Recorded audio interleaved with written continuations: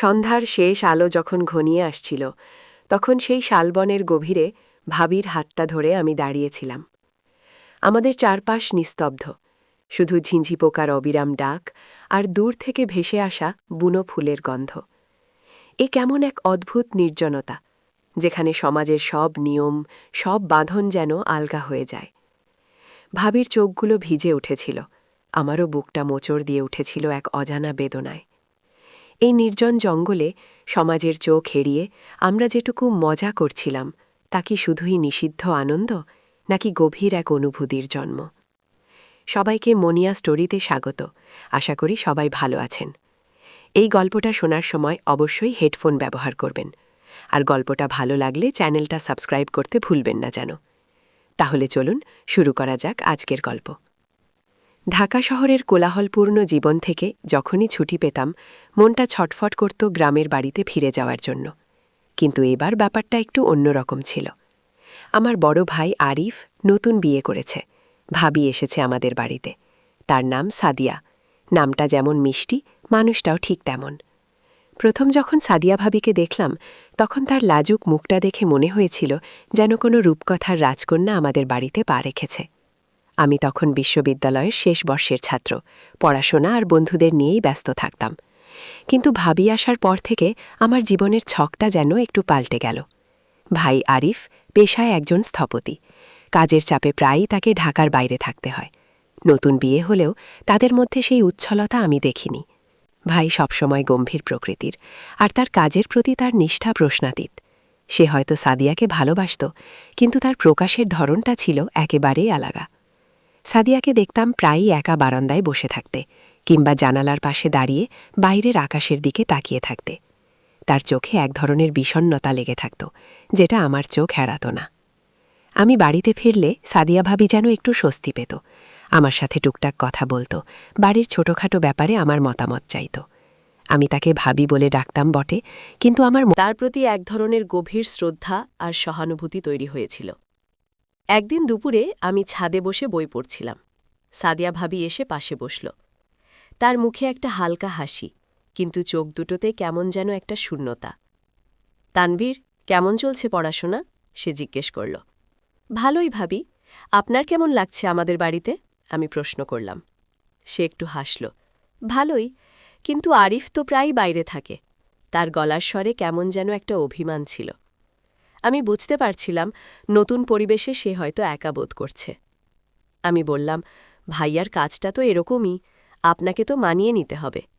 সে দীর্ঘশ্বাস ফেলে বলল, চেষ্টা করছি। সেই দিন থেকে আমি যেন সাদিয়া ভাবির একাকিত্বের সঙ্গী হয়ে উঠলাম। যখনই ভাই কাজে বাইরে যেত, আমি চেষ্টা করতাম তার সাথে সময় কাটাতে। কখনো পুরনো দিনের গল্প বলতাম, কখনো বিশ্ববিদ্যালয়ের মজার ঘটনা। সাদিয়া ভাবিও যেন ধীরে ধীরে আমার সাথে সহজ হয়ে উঠতে লাগল। সে তার ছোটবেলার কথা বলত, তার গ্রামের কথা, তার স্বপ্নগুলোর কথা। আমি অবাক হয়ে শুনতাম। তার ভেতরের এক অন্য সাদিয়াকে আমি আবিষ্কার করছিলাম। একজন হাসি খুশি, প্রাণবন্ত মেয়ে, যে হয়তো আরিফ ভাইয়ার গম্ভীরতার আড়ালে নিজেকে লুকিয়ে রেখেছিল। মাসখানেক পরের ঘটনা। আমাদের পরিবারের সবাই সিদ্ধান্ত নিল সিলেটে বেড়াতে যাবে। আরিফ ভাইয়ার অফিস থেকে কয়েকদিনের ছুটি পাওয়া গিয়েছিল। আমরা সবাই খুবই আনন্দিত ছিলাম। সিলেটে পৌঁছে আমরা একটা রিসর্টে উঠলাম।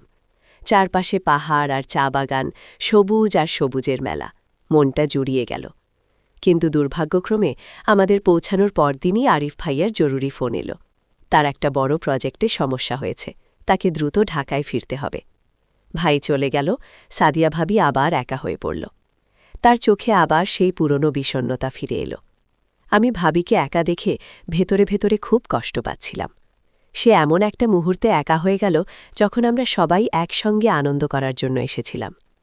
আমি তাকে বললাম, ভাবি, চিন্তা করবেন না, আরিফ ভাইয়া তো দুদিন পরেই ফিরে আসবে, আর আমরা তো আছি। ভাবি শুধু দীর্ঘশ্বাস ফেলল। পরের দিন সকালে আমরা সবাই চা বাগান দেখতে বের হলাম।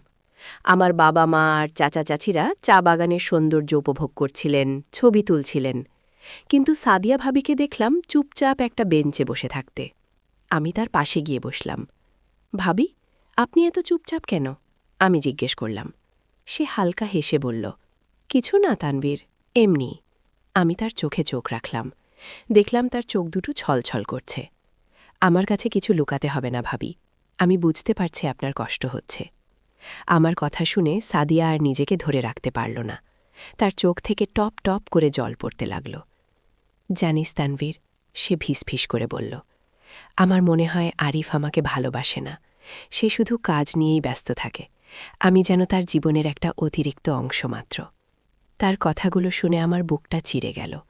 আমি জানতাম আরিফ ভাইয়ার ভালোবাসার প্রকাশ হয়তো অন্যরকম, কিন্তু সাদিয়ার এই কষ্টটা ছিল বাস্তব। আমি তার হাতে আলতো করে হাত রাখলাম। এমন কথা বলবেন না ভাবি, আরিফ ভাইয়া আপনাকে খুব ভালোবাসে, তার প্রকাশটা হয়তো অন্যরকম। সাদিয়া আমার দিকে তাকালো, তার চোখে তখনও জল। তুই বুঝবি না তানভীর, একটা মেয়ে তার স্বামীর কাছে কি চায়। আমি কি বুঝতাম না? হয়তো আমি তার স্বামীর জায়গায় ছিলাম না, কিন্তু আমি তার কষ্টটা অনুভব করতে পারছিলাম। তার প্রতি আমার এক ধরনের গভীর মায়া কাজ করছিল। সেদিন বিকেলে আমি তাকে প্রস্তাব দিলাম, ভাবি, চলুন আমরা দুজন একটু ঘুরে আসি। এই রিসোর্টের পিছনে একটা ছোট টিলা আছে, আর তার পাশে একটা ঘন জঙ্গল মতো আছে। শুনেছি ওদিকটা খুব শান্ত আর সুন্দর। সাদিয়া প্রথমে দ্বিধা করল, কিন্তু বাবা মা যদি কিছু মনে করেন?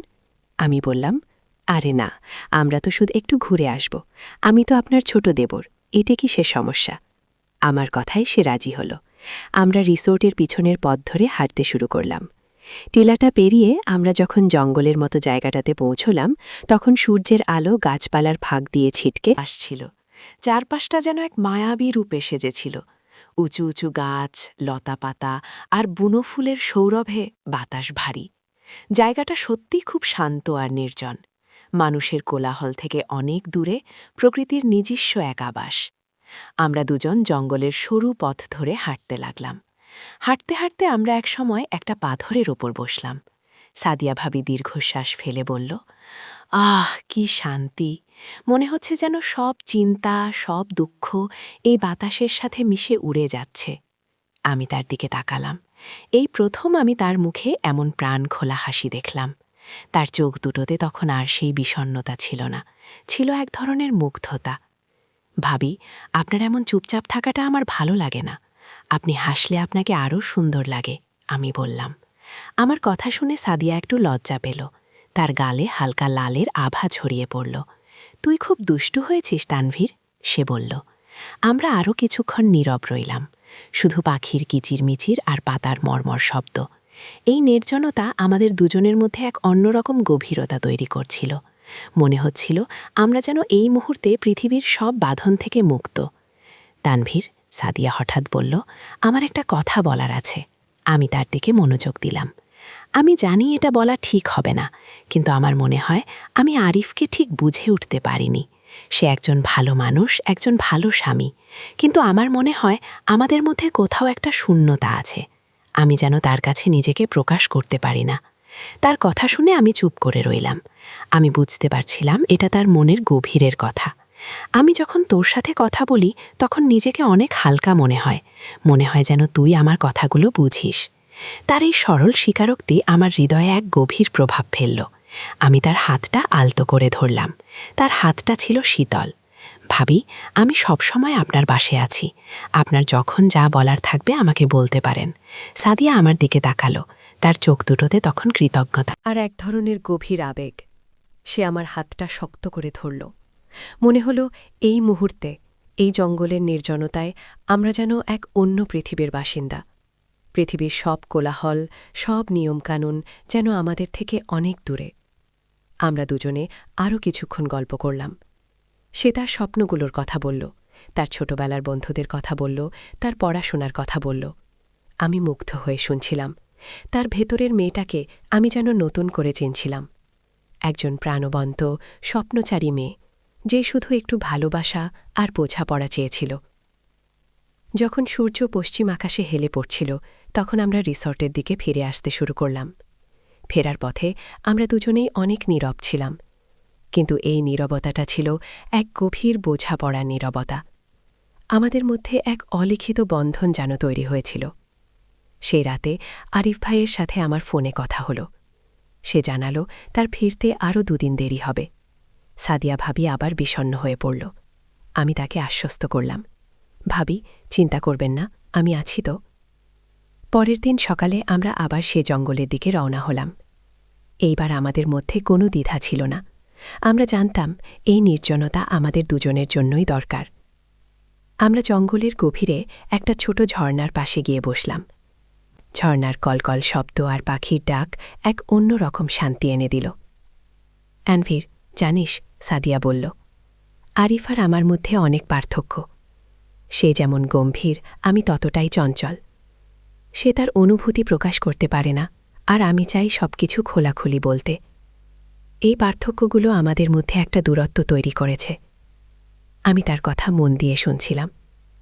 ভাবি, ভালোবাসা মানে তো শুধু মিল থাকা নয়, পার্থক্যগুলোকেও মেনে নিতে হয়। সাদিয়া দীর্ঘশ্বাস ফেলে বলল, হয়তো তাই, কিন্তু এই পার্থক্যগুলো যখন মনের ভেতর একটা শূন্যতা তৈরি করে তখন খুব কষ্ট হয়। সে আমার দিকে তাকালো। তার চোখে তখন এক গভীর শূন্যতা। আমি তার হাতটা ধরলাম। এইবার আমি তার হাতটা একটু শক্ত করে ধরলাম। ভাবি, আপনি একা নন, আমি তো আছি। আমার কথা শুন। সাদিয়া আমার কাঁধে মাথা রাখল। তার চোখের জল আমার জামা ভিজিয়ে দিচ্ছিল।